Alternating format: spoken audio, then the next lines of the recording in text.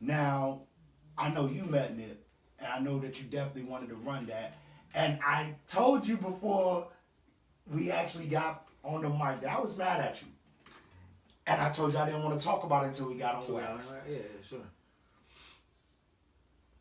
Why did you hold that verse about Nip when you went out to Cali?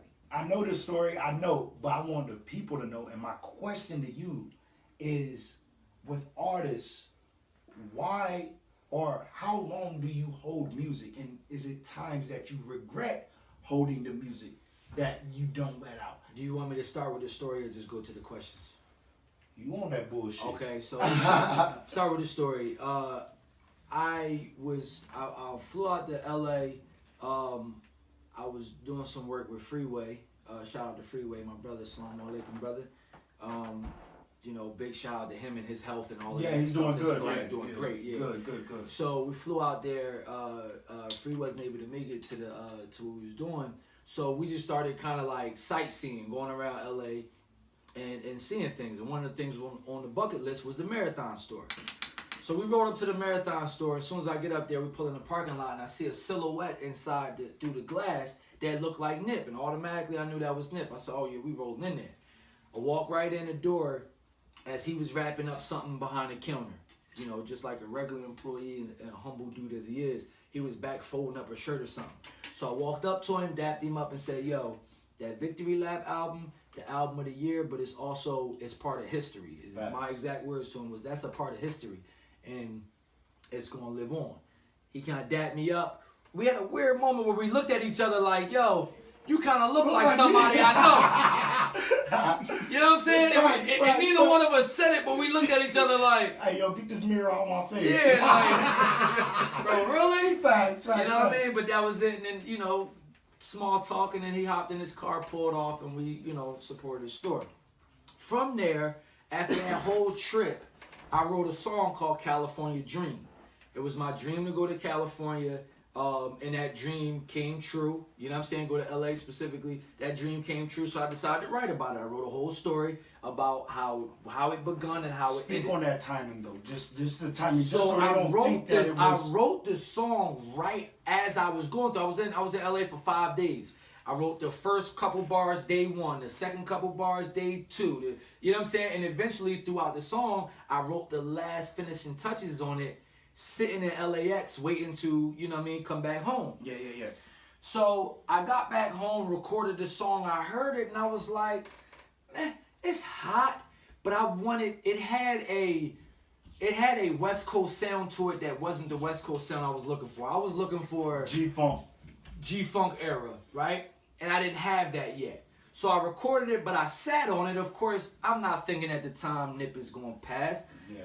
You know, I didn't even sit there and take a picture with Nip. There's no video of me having this conversation with Nip, and we actually was in the midst of shooting a video. We paused it when we went into Marathon. Wow. Crazy, right? Wow. Didn't even stop and ask him, man, yo, let's take a picture, none of that. Those are slight regrets, but it is what it is. It happened the way it happened. So anyways, the song was written, I recorded it. It wasn't ready yet. So I sat on it. As soon as he passed, I'm sitting back thinking about everything. And of course, it hit me hard. I'm not going to front. I know it hit everybody hard. I know it hit everybody hard. I can only speak on myself. It hit me real hard. I couldn't look at the pictures. You know what I'm saying? I couldn't listen to the music. I still, to this moment, I used to listen to Victory Lap and all his other albums or mixtapes every day. I haven't really been listening to him since he passed because I can't listen to it I feel you. That's where I'm at. But I regretted a few things. And a few things I regretted was not having that song already out because, for one, I'll give you this small piece and tidbit. That's what I was My brother Hanif is a humanitarian and motivational speaker, right? He had a meeting set up with Nip for April 2nd. You know Nip passed 31st of March. Yeah. He had a meeting set up with him. He had already been communicating with people that advised Nip. Big shout out to Big Ooh. You know I love you and I'm gonna see you soon. I could have released that song and sent it right to Nip. And I know if Nip would have heard it, he'd have been like, yo. You know what I mean? He's a real guy. Yeah. And I didn't get a chance to do none of that. He'll never have a chance to hear that song unless it's in the spiritual form. It is what it is. So yes, to answer your questions, One, I rarely hold on to things. Okay. I feel like when it's time for you to hear it, it's time for you to hear it. And I just did it, it's ready to go, boom. I held this because I knew I was preparing for something big. Yeah. I had in my mind, yo, I'm gonna come back and see Nip anyways, and I'm gonna have this whole joint ready for him, everything. Yo, shoot pitch to him, yo, might as well be in the video now. We recreate that whole moment, da da da. Didn't get a chance, so yes, I regret that. But no, I don't usually sit on stuff. I really hate regret that shit, bro. And now that song, although it is dope, and the crazy thing about it is, I was thinking about this the other day and talking to somebody who's around him and saying, really, the only chance we got of getting a video of that conversation was that day? The store surveillance.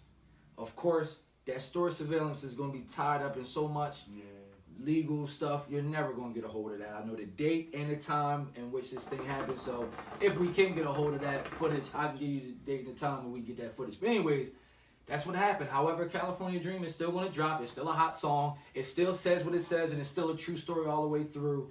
And, you know, that's what it is. The marathon continues, as he says. And the crazy thing is, man, when he passed, bro, I literally thought about you because, like, you do look like him. And the funny thing is, coming up, I said he looked like Snoop.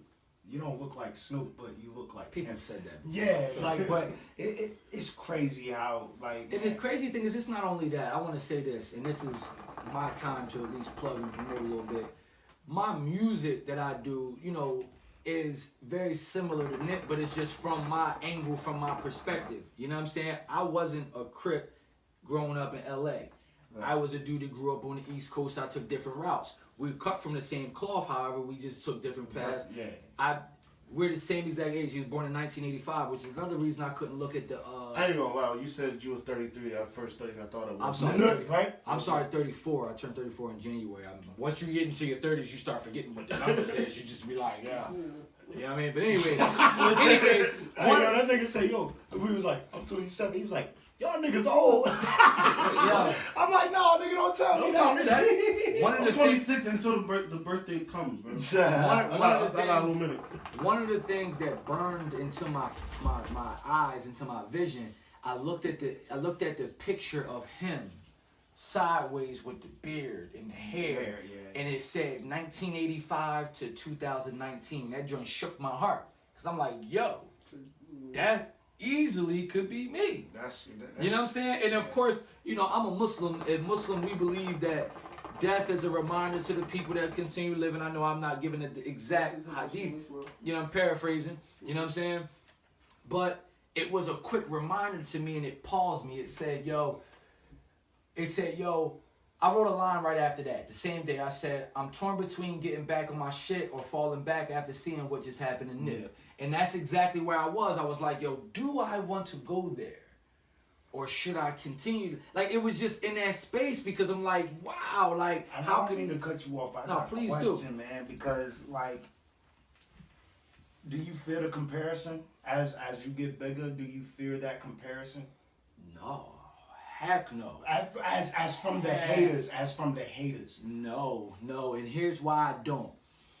Of course, for obvious reasons, when you're being compared to people, and it's not just for looks, because a young boy, you know, the game banging, like y'all music is completely different, but it's the same.